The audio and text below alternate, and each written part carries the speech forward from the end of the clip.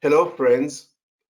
IVF Worldwide has the pleasure to host today Dr. Sherman Silber, who is a pioneer in microsurgery and infertility and being considered a leading authority on IVF, sperm retrieval, ICSI, vasectomy reversal, tubal ligation reversal, egg and embryo freezing, testicular and ovary freezing, and ovarian tissue transplantation. Also, he was the first to introduce ICSI to the United States, as well as rectification.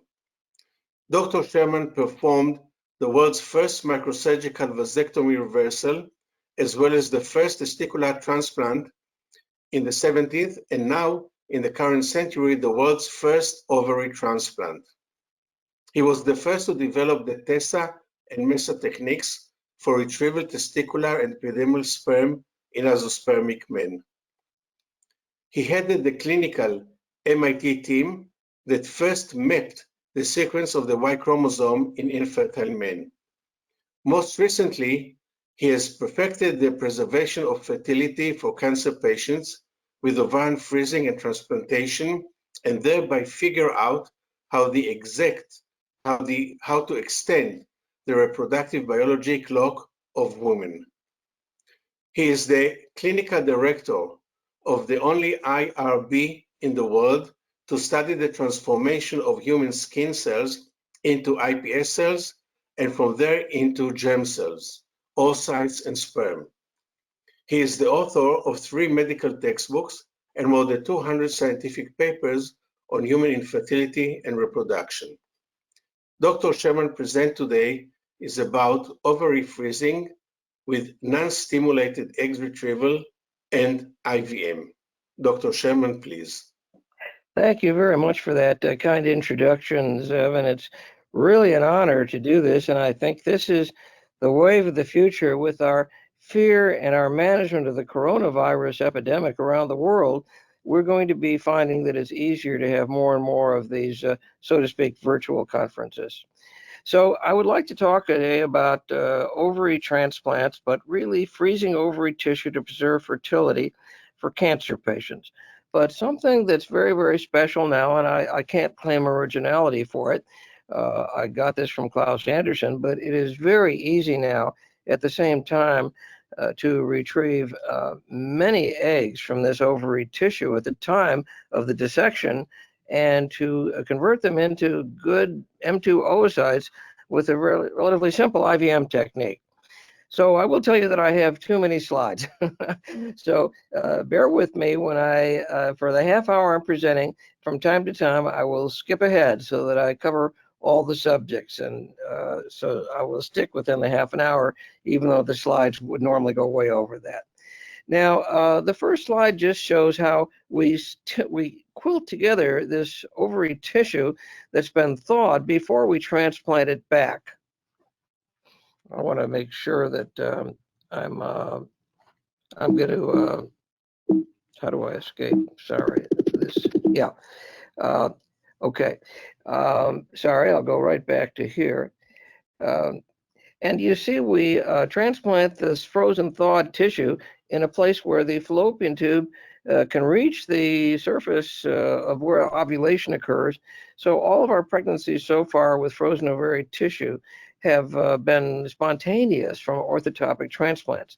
But by the end of this lecture, you'll know we don't have to rely on that. We can also get metaphase 2 eggs with in vitro maturation that will be good for IVF for these patients also. So just ordered to summarize quickly ahead of time, just in case we don't get to it. Our results just in St. Louis with ovary transplantations with our series are that we have 27 healthy babies. Now, it's true that 9 of those cases were from fresh transplants with identical twins, but 15 were from frozen transplants. And the success rate is certainly over 75% in terms of live baby. And if you look at the bottom, you'll see that 3 out of 5 cases were from vitrified ovary tissue and 14 from 10 slow freeze. And so the success rate it seems to be the same, whether it's slow freeze or vitrification of ovary tissue. Around the world, there's now over 183 documented pregnancies from frozen ovary tissue. So ASRM no longer considers this to be experimental, although we fought for 25 years to overcome this designation as experimental. This is a very busy slide, which you don't have to do now. I can always send this to you and talk to you about it. But if you look on the right, you can see most of these frozen ovary transplants are still functioning, even though it's only a few pieces of ovary tissue. So this tells us not only that this is a robust procedure, but maybe more importantly, helps us understand better the mechanism of longevity of the ovary, so that we could actually have ovary function for 50 or 100 years if we take advantage of the fact that the lower the ovarian reserve, the slower the rate of primordial follicle recruitment. And I'll explain to you why, because we really have been able to study in the deepest way ever before the otherwise mysterious physiology of the ovary, just on the basis of these cases. And you can see we've had leukemia patients. We already have 6 babies from leukemia patients with no transfer of leukemic cells. But even so, from now on, we will have M2 oocytes via IVM for patients in whom you're concerned about doing the transplant. You can see here the summary of the leukemia cases, and now we actually have 5 babies and another one on the way from 2 leukemia patients. And so let's just talk about the subject: ovary freezing, transplantation, ovarian longevity. Oh, sorry, I shouldn't have put that in. It looks a little arrogant, but that's me, in case you haven't seen me at the meetings. And I'd like you to hear this interview with the first leukemia patient. There's never been any doubt in my mind that I wouldn't be cured of this. Once I found out, I just made up my mind. That's it. You just have to keep taking it one day at a time, and just keep that positive attitude and know that I can do this. I'll get through it. It's 8 o'clock in the morning, July 17th, 1997. We're at St. Luke's Hospital, and we're about to do the first case in the St. Louis area of ovarian tissue freezing. This is very dramatic. Okay, well, I'm Dr. Silber, Sherman Silber, the Infertility Center, St. Louis, and we really have a treat right now. This is Jennifer, who at 24 years of age, I'm right on that, yes, right, came down with a terrible case of leukemia. They thought she was going to die, but just to be safe, in case she lived, when she did, and was cured, we would freeze her ovarian tissue. So that was like 20 years ago. And this is the first case that we ever did, and we're the only ones right now really actively with the program in the whole United States. And it's been a long time, and we didn't know that we'd be able to transplant the tissue back, and we didn't know if we could culture the tissue. And here she is now. We had her on Facebook Live several months ago, and she was happily pregnant, and now look what we have. Now she's 44 years old, if I can reveal that, with a 24-year-old ovary, and beautiful baby. What's her name again? Madeline Grace. Madeline Grace. Another dramatic case coming up. This is our second ovary freeze patient from 1997. She's now 39 years old. Silber, Infertility Center of St. Louis, and I'm here with the most amazing fertility story ever. This is Amy Tucker. I've known her since she was a little 19-year-old girl who was facing death with Hodgkin's disease, a terribly difficult case. And she's got 2 children from her frozen ovary that we froze before she underwent her chemo and bone marrow transplant that sterilized her. And I'm going to skip ahead because of time to just a third dramatic case. I want to point out this really works. I couldn't have children.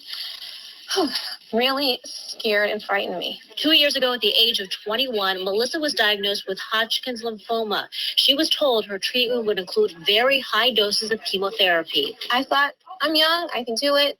The odds are looking really great for me. Hodgkin's lymphoma, very curable. And then I really started looking into my papers and my books that you get, and I came across fertility, and I burst into tears. I don't have a biological clock anymore. He took it away from me. So when I'm ready to have kids, it's not going to be a problem. 13 years later. Well, Melissa, this is a fantastic moment for all of us. It is. I mean, when are you going to have the baby? We are scheduled for a week from yesterday, so six more days. 6 more days, and you look really ripe. I am very ripe, yes. And that's her baby. And I'd like to talk now about the mechanism of all this, and I will skip some slides in order to really get to the meat of it. But the first part of the lecture you've already seen. I want to make a strong emotional point. The data is there. It's over a 75% success rate with spontaneous live babies, and it should never have been considered experimental over at least the last 15 years. For whatever crazy reason, we're the only series in the United States doing it. We've been led in this by very good programs in Israel and in Denmark and in Belgium. But in the United States, we're the only ones that have done this, and it kept on being considered experimental. No longer is. From 1997 to the present, 23 years, when we didn't know if it was going to work, and now look at this as clinically very robust. So now let's get into the science and what else we're learning about it. First place, the germ cells all begin in this tiny packet of cells in the early epiblast. And we're going to show you in the next lecture when that really happens in the human. This, of course, is the mouse, but it's remarkably similar in the human. These cells have to be separated from the rest of the developing body because these cells remain pluripotent, and these cells are the eternal cells that keep us as a species alive forever. And they migrate, as you know, towards the 3rd week to the 6th week of fetal life to the dorsal ridge, where these germ cells PGCs will enter either the testes or the ovary, depending on whether it's a male or a female. Now, we found that the intrinsic fertility of the human oocyte drops very, very readily from the late teens to the early 30s. And then around the age 35, there's just a very dramatic fall. And that's because we know that the oocytes do not have stem cells, despite the controversy. We don't see any evidence of stem cells, despite looking and looking and looking. And so the oocytes basically run out and they get old. I'm going to talk in this lecture and the next lecture a little bit about how they get old. But there's no question, based on 14,000 cycles of single embryo transfer, natural cycle, when we can look at the intrinsic fertility of each oocyte, we can see the gradual decline that occurs from the teen years into age 35 and the 40s. And we can even see that it's similar if we have minimal stimulation. If we have maximal stimulation, then we wind up retrieving a lot of poor quality eggs from the ovary during the stimulation cycle that don't help in the success rate. And the problem that many patients suffer is they're afraid to remove all of their one ovary, but it makes perfect sense to remove all of their ovary. I'll explain to you why in a minute. But if we were to do IVF by stimulating the cycles, Cobo et al. Showed that you'd need 40 frozen oocytes to have a 97% success rate, or 30 to have an 84% success rate. And if you overstimulate the patient, you will need more than those 30 oocytes because you have so many bad quality oocytes. So with mild stimulation, you would need 3 cycles, which the cancer patient doesn't have time for. Now, let's look at a Japan series of 24,000 women, their natural age of menopause, which of course varies, but averages at about age 50 or 51 in every racial and ethnic group on the planet. Look what happens if they had one of their ovaries removed when they were young. It doesn't make a significant difference in the age to menopause, which is one way of demonstrating that the lower the ovarian reserve, the slower the recruitment of primordial follicles, and therefore the longer the longevity of the remaining ovary tissue. And this was first published by Hamish Wallace, but verified by that a huge 24,000 person Japanese study, by replacing one single piece of cortex, the recruitment rate will constantly be very low. Utilization of follicles will be augmented compared to what's natural. And theoretically, if you transplanted one or two pieces of ovary tissue, we found that these last for anywhere from 6 to 8 years, and you might have the possibility of 6 such transplantations. So you would have enormous longevity from that one single ovary. Now, biologically, what's interesting is that as the FSH comes down over 4.5 months after the transplant, the AMH goes up to dramatically higher levels. There is a huge over-recruitment of follicles 4.5 months earlier, represented by the AMH when the FSH comes down. And then, despite a very low AMH, these tiny pieces of ovary tissue last for anywhere from really 4 to 8 years, even though it's a tiny piece of tissue. So this tells us something about ovary longevity and what controls this so-called mysterious mechanism of ovary follicle recruitment. So these are our ovary tissue transplants. You see that all of the primordial follicles are located in the outer cortex, this dense tissue. And what we found now, although this is an old slide, but if you look closely at it, you can see that the follicles begin to develop not toward the outside where they ovulate, but towards the softer inside. The most dense tissue is on the outside, right on the edge of the epithelial lining of the cortex, and the least dense tissue of the cortex is on the inside, and then goes to the corticomedullary junction where the follicles actually develop over about 4.5 months. And that's how we discovered this from ovary transplantation studies. Then, once it becomes a big Graafian follicle and ovulates, it explodes towards the surface and explodes out the epithelial surface, but it doesn't develop towards the epithelium. It develops based on a tissue pressure gradient. That simple. This is another view showing the same thing. And then if you just shave off the outer cortex, you will have all of those primordial follicles, and you can easily freeze this tissue and transplant this tissue because everything that's important in the primordial follicles are located in this outer millimeter. That's what the same thing looks like when you actually surgically dissect it. Now, one way of preparing the tissue is the method of Masa Kuyama. We've done that for a long time, just shaving off cortical tissue slices so that we have thin tissue. We begin to resect thin 1 millimeter. I'm going to skip that just because I don't have the time, but this is the way we used to do it. And we used a template and made these very thin pieces of tissue, and they worked extremely well, whether by slow freeze or vitrification. We know vitrification does no damage, and slow freeze damages about 50% of the ovary cortex tissue. But that doesn't make any clinical difference, we found, because if you have 100,000 oocytes and you reduce it to 50,000 by slow freeze, it's not going to make any clinical difference for the reasons I've already discussed in this lecture. So the only reason for doing vitrification, which we prefer, is that it's easier and requires no machinery, and you can do it simply and quickly. But I'm not advocating it as being more efficacious.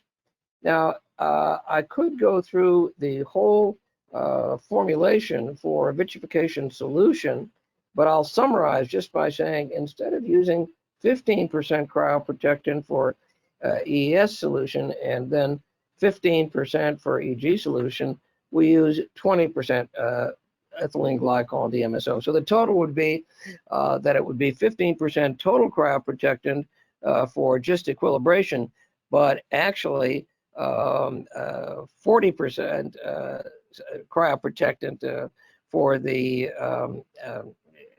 vitrification solution.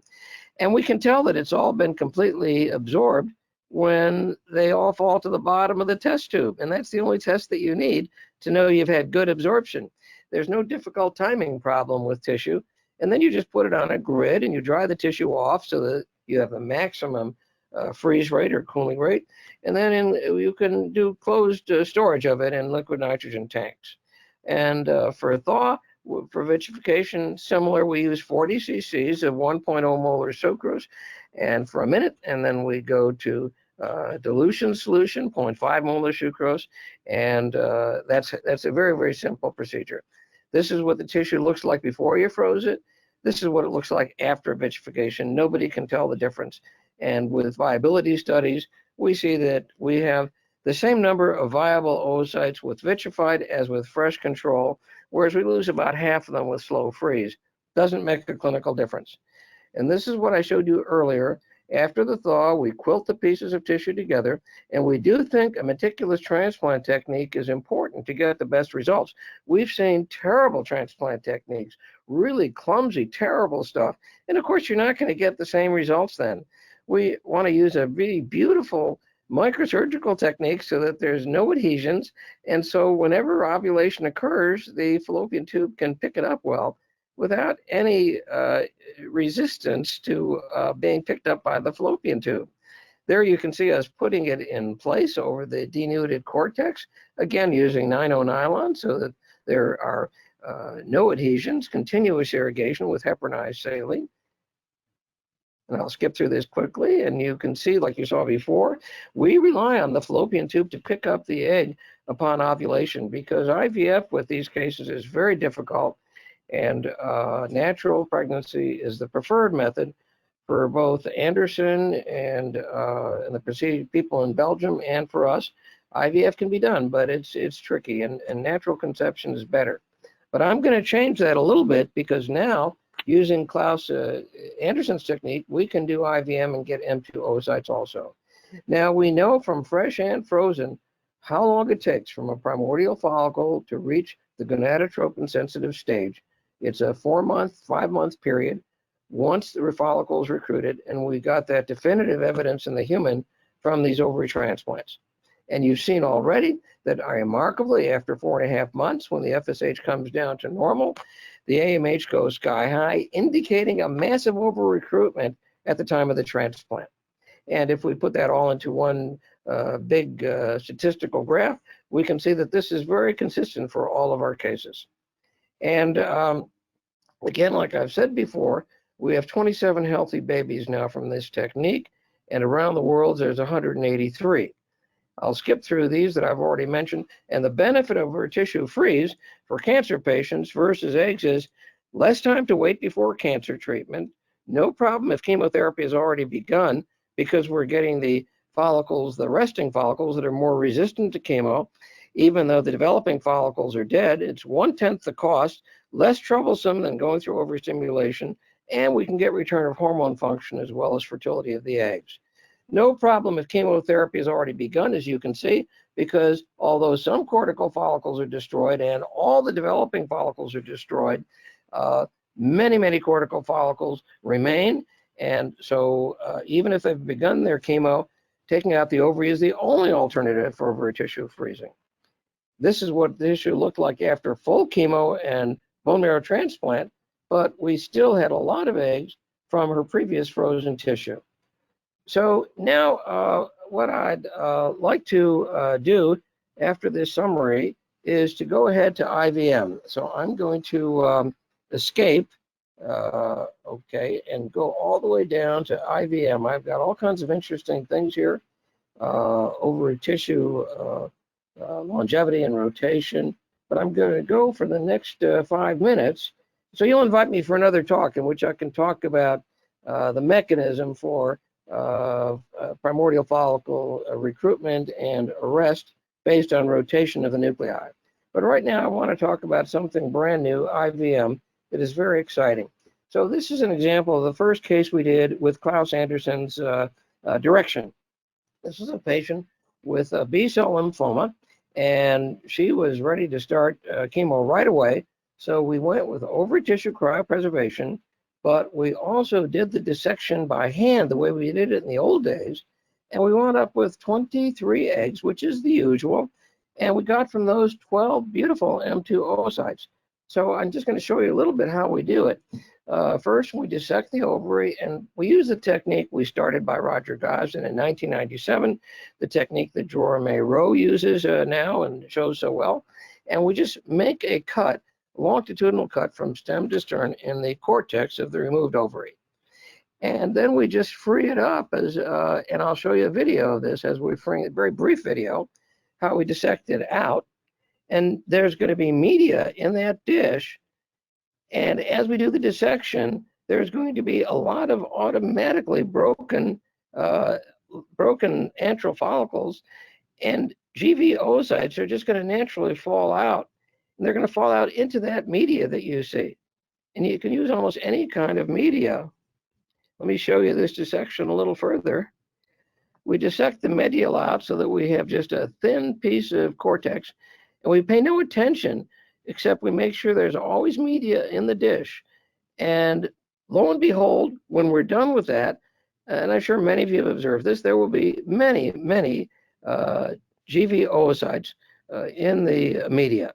So we just dissect it out, and that's just a picture. And if you look at that media, you can't tell, but put it under your dissecting scope, and you will find many, many GV oocytes with a tight granulosa cell, cuboidal cells around it. And so now we're continuing to thin out the media, to thin out the tissue, and we make all these different pieces of tissue that are so thin we can safely vitrify them. We could slow freeze too, but we prefer to vitrify. And then if you look at them in the dish, you can see almost like stem cell cultures. There's a plating out that occurs, and that plating out will have a lot of GV oocytes. So the histology shows many primordial follicles as well as these developing follicles. And you can see the developing follicles, just beautiful. But now just look at it in the Petri dish. We have 23 of these in the first case, and usually we get more than 20.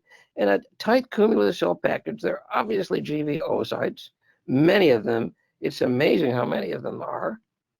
And then we just culture them for 36 to 48 or more hours, and lo and behold, they're M2s, and they look like beautiful M2s.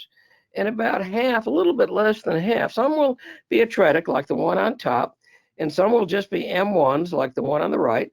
But you can see of these 5 oocytes at 36 hours, 3 of them are beautiful M2 oocytes. And here's actually 3 out of 3 M2 oocytes. What is the media? The media is very simple. Use Medicult or Sage, any IVM media. I'm not sure how important the specific media is, just or your usual ordinary culture media, in fact, and make sure you have human serum albumin, 10 milligrams per milliliter. Now, we find the simplest way. I'm not trying to sell Menopure. In fact, I don't even like that product, but I'm not trying to sell it. But what you'd like is 75 to 150 milli-IU per milliliter of HCG and 75 milli-IU per milliliter of FSH. It's really that simple. It's remarkably how fast it develops.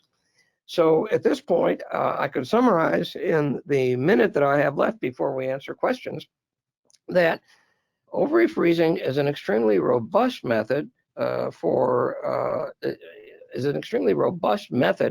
preserving fertility for cancer patients. And frankly, it would be very robust just for social freezing also. It sounds extreme, but why not? We've had very sophisticated women who are very busy in their life. They don't have time to do ovary stimulation. They just want to remove an ovary and freeze it, save their other ovary. And the studies from Japan show that it won't be any less fertile because of that. I know that's extreme. We have IRB for it, but it's a very reasonable thing to do. In fact, Klaus Anderson says that even is a way of preserving them from menopause until they're 100 years old.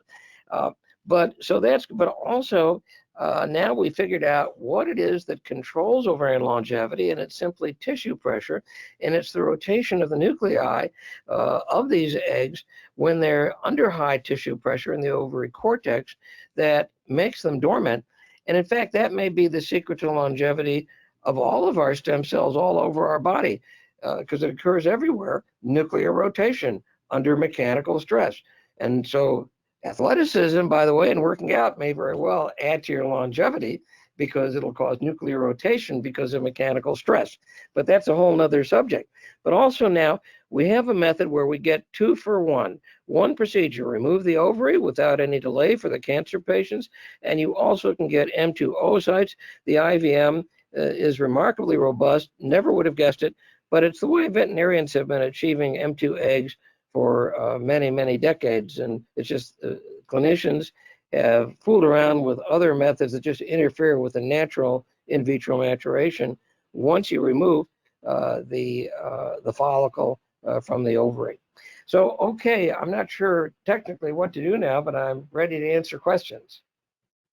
Sherman, thank you very much for a very, very interesting lecture. I have a few questions, but most importantly is the question regarding the possibility that you and your team will have a course, a very short course on the internet, like giving a recipe how to do an IVM, because you know that many people try to do an IVM and it's not very successful in every lab. And this is actually the key issue regarding IVM, how you do it properly and how you do it right. So if you are willing with your team to have a short course, a video course of IVM, we'll be very happy to have it on the internet. Oh, that would be great. Our team would be very excited about doing this. The only proviso, you probably heard it in my talk, is I want to make sure that I'm not the originator of this, that Klaus Anderson gets the credit for it. But we do it very well, and we'd love to give a course on it. And the other thing is, which is quite important, when do you decide to vitrify egg or ovarian tissue? Is it age? Is it a disease? Is it a time limit? When do you decide how to consult your patient? How do you decide how to consult your patients? Well, I think that's the important question really for us clinicians. If the woman has cancer and she's terrified and she wants to get on with her treatment, and she and her oncologist really don't want to delay treatment, then it's just a no-brainer that we just take out one ovary, leave the other ovary intact, and we get ovary tissue. And by the way, there's been no cases of transmission of cancer yet from ovary transplantation.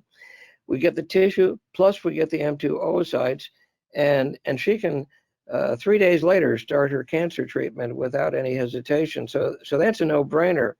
The question is, if the oncologist says, well, we can give you a month safely before we start treatment. Well, we all know that it's safe in those cases to do random start stimulation and get stimulated eggs, and can certainly do that. And so the question is, what does that ovary tissue look like? Because we'll want to take the ovary out when they're done with their random stimulation, with their random start, because you definitely don't want to just rely on one cycle of IVF stimulation. You still want to get ovary tissue. So we've looked at that. And although the media looks awful, I mean, it's hemorrhagic and it's terrible looking. It's awful looking in these cases. And I don't have these slides for you in this talk, but I can give them in another talk. Although it looks terrible, the cortex is just fine. And so we can get primordial follicles and good cortex even in those patients that had the time to do one stimulation cycle. Now, what do you do about just the women that want to preserve their fertility? Unfortunately, usually they're 38 or 40 years old and they want to preserve their fertility, and they don't think about it when they're in their 20s. That decision they have to make based upon how much time they want to have available for doing 3 cycles or 4 cycles of egg retrieval versus just one 10-minute outpatient procedure removing an ovary. And I will tell you, very sophisticated patients, doctors, lawyers, CEOs, these women would prefer just to have an outpatient procedure, get their ovary frozen, do the IVM, and leave it at that, because the data from Japan is overwhelming that you do not reduce their fertility by taking out an ovary. So that'd be those would be my scenarios. Thank you again. Thank you for being with us on this IVF Worldwide Platform webinar.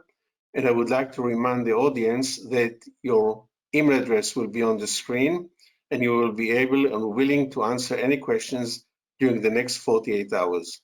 So again, thank you very much for being with us today. And thank you to everyone.